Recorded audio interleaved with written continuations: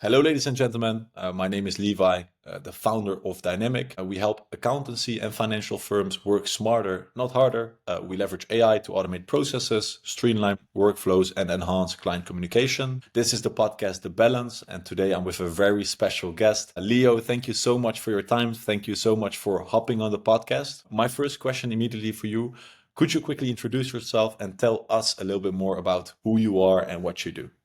Yeah, so my name is Leo Deurbrouck. I'm the founder and CEO of Leo's Mobile Tax Service Inc., located in Steinbach, Manitoba, Canada. We focus primarily on taxation and financial accounting. We service about 4,500 customers on an annual basis, and I myself have been doing income tax preparation and accounting for over 20 years now, basically my entire life. That's who we are, and yeah. Nice. Thank you so much for the introduction. So you've been doing this for 20 years now. Could you tell us more about how did you start and where did you start and why did you start and how the past 20 years have been for you? Yeah, so actually, that's quite a story all on its own. My father actually owned 6 Liberty Tax Service franchises, and he employed me when I was 16 years old. So my first tax season, I was 16. I was preparing people's taxes. I got a little bit of a baby face. If I shave off my beard, I look like I'm 12. So imagine what I look like when I'm 16.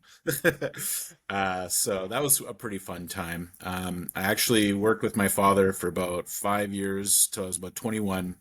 And then he actually shipped me off to Moose Jaw, Saskatchewan, where I managed one of his own brick and mortar stores all by myself for another 8 years or so. At that point, I actually came back to our corporate office, which was in Winnipeg, Manitoba at the time. And I worked with my dad directly for about a year and a half. And then unfortunately, he had a massive coronary heart attack, and they actually took 45 minutes to resuscitate him. So he incurred what's called an anoxic brain injury, and he's basically a vegetable now. But I'm sorry to hear basically, that. yeah, I mean, it's part of life. So, but basically, the Liberty Tax Service franchisors approached me and they said, "Hey, do you want to buy your dad's offices for?" I think the number was 1.4 million at the time. And I said, no, I already got all the information. I already learned all what the do's and don'ts are from working with my father. So then I just started my own firm, which was Leo's Mobile Service. And then I poached a significant number of the clients that we had already created with Liberty Tax Service and brought them over to my firm. And like I said, I had learned from all the mistakes that my dad made, and I tried to do everything right the first time, the second go around with my own firm. And that's honestly what led to a lot of my success, is the history of doing it for a long time and then branching out on my own and already knowing what not to do. Yeah, yeah, I understand. And could you tell us a little bit more about your firm right now? What does it look like? What are your core values? How do they show up in the day to day? And tell us more about your team as well. How is it all structured?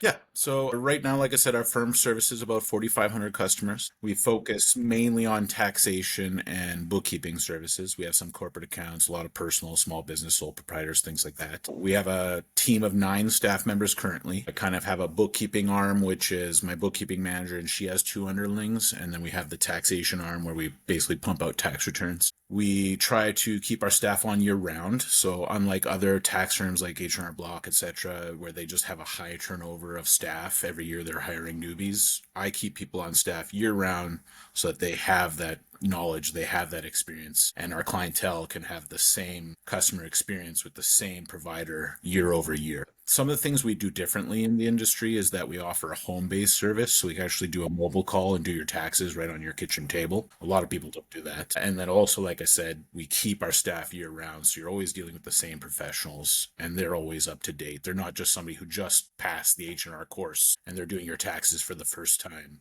There's somebody who's been doing taxes for a number of years at least. All So right. that's All right. that's kind of where our firm's at. Nice. So you've got 4,500 customers at the moment. Correct. Yes. All right. Just this tax season that just passed. So from between February 1st to April 30th, we did a total of 4,600 tax returns. Yeah. That's a lot. That is a lot of tax returns. We actually work 12-hour days, Uh-huh. 6 days a week. So All right. Yeah, I can imagine that during tax season, that is what most firms go through, right? I would, if they're doing their job correctly, yes. Yeah. All right. So you already have got so many customers. With that in mind, what are like the goals or the things that you're aiming for, or the things you want to achieve with the firm? Do you want to like grow more? Yes. So currently we only serve the province of Manitoba. I want to extend that nationally across Canada. And then after I, get the market share I desire in Canada, I want to spread into the States and then perhaps globally. I'm not 100% on the taxation laws around the globe, but Canada and the States I know quite well. Hopefully we'll eventually have all the provinces in Manitoba and all the states all the provinces in Canada and all the states in the US. That would be the next growth step. But also, aside from growth, one thing I like to focus on the most is retainership. So, like when I look at my last year's customers, I want to make sure that they're still coming to me the following year and every Of year from course. that going forward. That metric to me is more important than growth. But despite that, we have a 20% per annum growth rate as we stand right now. So, Nice. Nice. yeah. Yeah. Of course, yeah, the customers that stay, loyal customers, I think are much more valuable than new customers because they, I assume, cost you less time, right? Correct. So they have two value points. One is that we already retain and have all of their information, so it's more efficient when we're providing services to them, and therefore less time, which is less cost to me. And in addition, I don't have to pay for that marketing to acquire that client. I already have them. So as Of long as I course. keep them happy and they stay with me, then I've done my job correctly as far as I'm concerned. Yeah. Nice. And you mentioned that you right now grow 20% a year. What do you do right now in Correct. terms of marketing to get new clients? So marketing, I actually enjoy that facet of my business. I find marketing quite fun, and a lot of what I do is like grassroots local marketing, and then also customer engagement. So one thing we do every year is we have a number of giveaways that prompt the customers to be involved and take part in some way. So for example, this last taxi that we just had, we got a new brick and mortar location, so I wanted to really drive home that we had this new location. So what I devised was I said, "Hey, look, if you're a customer at Leo's Mobile Tax Service, or even not a customer, just the general public, all you have to do is come take a silly selfie in front of our new location, post it on all your socials, and tag us." And you can win some money. And that resulted in like 200 people just plastering my new store all over their social media, and a bunch of people part and coming in like costumes and stuff. So not only was it fun, it drove engagement and it also provided a bunch of community awareness for my business. So that was one thing that was lots of fun. And the cost to me was the giveaways, which was like 5 grand or something like that, which is a drop in the bucket. Yeah. Yeah, but I assume for 5 grand, loads of people would drive to the to your location and make a little selfie. Yeah, exactly. I thought more people would be involved. Like I said, we only had about 200 entries. I was hoping for more like 2,000, but Yeah, it's a give and it take. was worth it, I assume. Oh yeah, yeah. We Yeah. we for sure got at least 50 customers from that, which is really good. That's nice. That's really nice. All right. In this podcast, we also want to dive into the future of accounting, the future of bookkeeping. And this is also something we've discussed in our previous call. With the growth of social media, with the growth of artificial intelligence, I assume in the past 20 years that you've been in the industry, loads of things have changed. What is your vision on that? And how do you see the future of accounting and bookkeeping? Yeah, so one of the biggest changes, especially recently, is the movement towards cloud-based accounting. So back in the day, everything was in paper. You'd have a filing cabinet full of everybody's files. If the client wanted to access those files, they had to make a request or come in person, inquire them that way. Now everything's in the cloud. So everybody's got access to like some kind of login to some portal where all their documents are, Google Drives, Microsoft One, you name it. They're all out there.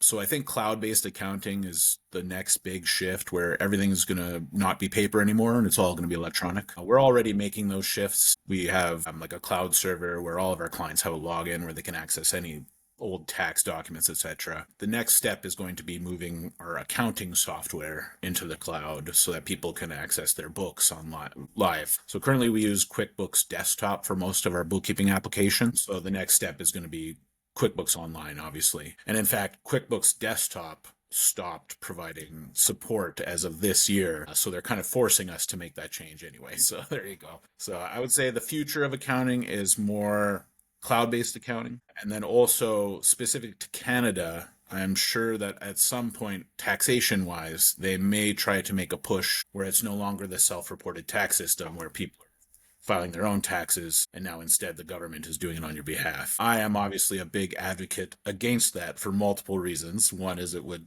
really kill my business. Yeah, of course. Two, it logically does not make sense to allow the person who's assessing your to do it on your behalf, because there is a significant conflict of interest there. Like, if I'm going to invoice you for time and you let me determine the amount of time I'm invoicing you for, I'm obviously going to make that number bigger to my benefit. You know what I mean? Same with the government. So I might start an advocacy program if that ever starts to have a ball rolling, so I could counteract that. But that is in the foreseeable future, and there is no talks of it currently, but I can see that being a thing in the future. And what other key trends do you see coming up right now in the industry, and how are you responding to them?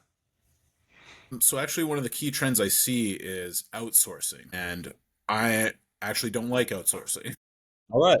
So we have a lot of competitor firms that they have bookkeepers that work overseas, or in Guatemala or the Philippines or whatever, and they can provide a competitive price point because they're only paying $11 an hour for these Filipino bookkeepers or whatever, whereas my minimum wage in Manitoba is like $16. You know what I mean? So there's obvious benefits there for the firm, right? Like, they get to outsource the work, they have less workload, it costs them less, but there's significant penalties there to the client because now they have less of that customer service based, back and forth. The person they may be dealing with might have language barriers or something like that. And also the firm is now less intimate with the bookkeeping or whatever service is being provided because it's outsourced. So that's why I kind of don't like outsourcing. I mean, I'm not opposed to it, but it needs to be done properly and more efficient, in my opinion. Yeah. Agreed. Yeah, I completely agree. Back to your firm for a second. It sounds like you're doing really well. You've got a lot of clients. You grow quite consistently. You're quite passionate about it, if I hear you speak. So I think you're also enjoying what you're doing. What are some challenges or some obstacles or maybe some things that you're facing that are not going so well in your firm?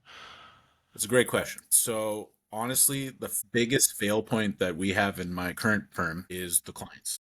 All right. And not necessarily that the clients are the problem, but that lack of education is the problem. So when it comes to tax filing specifically, we're a volume-based business. Like I said, we did like 4,600 tax returns, which is a huge amount of tax returns. And our goal is to have a tax return, like we usually do face-to-face appointments. So we book an hour time slot. The client will come sit at our desk and we'll bang out the return right there at that appointment, ideally. A big pain point for us is when we need to rebook a secondary appointment because the client came unprepared. Missing documents, not having all the information, not being aware they could claim this, that, or the other thing, so they didn't bring us anything or didn't even know about it. So then we have to book a secondary follow-up appointment, which is literally money off the table for me because, like I said, we are booked solid, and at the end of tax season, we actually turn some clients away. So that lost, or that secondary booked appointment, is lost revenue for me. So like I say, the big pain point is that the customer needs to be educated. So if that customer came to me already knowing exactly what they needed and had all their ducks in a row, that would drive efficiency for me. That would make sure that they're getting everything they're entitled to and stuff like that. Yeah. One of the things I'm kind of trying to step towards to remedy that is like an AI assisted tax checklist tool. So the client will be able to log into our website, do a long, lengthy questionnaire on the tax assist or on the tool, and that'll spit out a PDF checklist so that the client can come in with every duck in a row and we can bang it out to the best of our ability. So yeah, that's kind of one of the big pain points and how I plan to rectify it. And I think it would be better for us and also the client because sometimes like we prefer the face-to-face appointment so we can have that dialogue because when it comes to taxation, especially in Canada, everybody's situation is different and that changes the outcome of the return. Whether you have kids, whether you're married, divorced, self-employed, employed, all of these things mean a different tax return. And it's frankly infinite. There's thousands and thousands of tax forms and scenarios and situations that may apply to any given situation. And quite often we have a client call us and they're like, well, what do we need? And I'm like, well, do you have an hour for me to interrogate you so that we can figure out what your situation is so I can tell you what you need? I don't have that hour. But an AI-assisted tool will have that hour. 100%. That's kind of many of them. Exactly. So that's kind of where we're at with the biggest pain point. and how I think we can resolve that pain point. Yeah. All right. That's interesting. You've got a lot of experience. Let's say there is an entrepreneur, an accountant, or a bookkeeper listening to this podcast right now, and he or she is looking to grow, looking to innovate, looking to reach 4,500 clients at their next tax season. What is the best piece of advice that you can give them? I would say there's a number of pieces of advices that are key. One is Go ahead. that your clients are your business. So no clients, no business. So number one is keeping your clients happy and knowing their needs. Because if you sell to them a product or provide to them a service they don't need, they're not going to be happy. And if you sell to them a product or service and don't do it in a way that is good for them, they're not going to be happy. So step one is make sure your clients are happy and make sure you're able to provide and know the services that they need. I would say number two is what's the word? A repetition. So being able to do it consistently. There's the word, consistency. So making sure that your services are the same across the board. You know, they're obviously tailored to meet your individual client's needs, but make sure you're consistent in providing that service. Last would be transparency. So make sure you're not trying to do things behind the like closed doors. Your clients should be involved in whatever is, you know, relation to them. Obviously, you're not going to give them like your financials and stuff, but like if you're providing a service, make sure they know what they're getting and how much it's going to cost them. No hitting fees, nothing like that. And again, that all drives back to happy customer, happy business. So I would say those are the three key factors in any business: is making sure your clientele is happy, making sure you're consistent in your offerings, and making sure that you're transparent in your business. Another question that just popped my mind, because this is a really good piece of advice, but I think people can also really learn a lot from mistakes, of course. And I Of assume course. in the past 20 years, you maybe have made a mistake or a couple of mistakes. What is the biggest mistake that you have made and that you want people to know so that they don't make that same mistake? So now I got to pick which one. So actually recently, so we have a payroll service that we provide. It's all in-house currently, and we actually looked at outsourcing that payroll service. So we had actually signed up with a very large company here in Canada and the States called ADP, and I was going to partner with them and have them take on the payroll service, and we would kind of just do the back end. So we administer it, so the client's still not involved, but they would all be on their platform. That was a giant mistake. Their platform sucked. They're a huge business. They didn't provide the level of service. Actually, going back to my 3 points I just made, they failed on all three. They didn't keep me happy. They weren't transparent on how things worked, and they weren't that consistent. So I was super unhappy. And because we're providing a service through a third party, now my clients were super unhappy as well. So I wouldn't say that was a huge mistake on my part. I was trying to do better for my clients. I was trying to provide a better service for them, but I guess my failure point was I didn't do enough research. The customer I partnered with was inadequate for what we needed, and that was my bad. Other than that, I mean, I've made numerous mistakes throughout my career, and you are correct. I would say mistakes are the number one way to learn, and it's how you adapt and deal with those mistakes that really matters. Mhm. Another big mistake that's completely on me is I got complacent for a number of years. So I'd say probably about 5 years back, I was like, yeah, everything's doing great. Our growth is good. We're at like 20% every year. I'm just going to chill. I'm just going to Yeah. take a year off and not make any changes to my business because what I'm doing is working. And you know what? I actually saw, my growth rate go down a little bit because I was taking a breather. You know what I mean? And in any business, you need to be adaptable. You need to change with the times. You need to keep up with everything, and you need to be doing a good job constantly. So that was another mistake I made. Was it detrimental to my business? No, my growth went down like 5%, but still, that is 5% at the end of the day that I could have had if I kept my butt in action back Yeah. then. Nothing ever grows in the comfort zone. Yeah, exactly. That I agree with that. You got to get out of your comfort zone. You got to test the waters, try new things, and that's honestly how new businesses are born, is by taking leaps that other people haven't made. Yeah, 100%. Um, Leo, if people want to learn more from you, connect with you, or maybe even want to work with you, where can they best find you, or where can they best reach out to you? Yeah, so our website's very simple. It's leomts.com. All of our contact information is available on there. Or if anybody wants to reach out to me directly, they can email me at leo@leomts.com. I'd be happy to follow up with any questions, get in touch with them. We're always available. We're open year round. And like I said, our website has a plethora of information for anybody to view. Perfect. Okay, great. Leo, thank you so much for your time. Do you've got any last words for the podcast? Any last thing you might want to share or anything? Just that taxes suck. Make sure you hire a good accountant.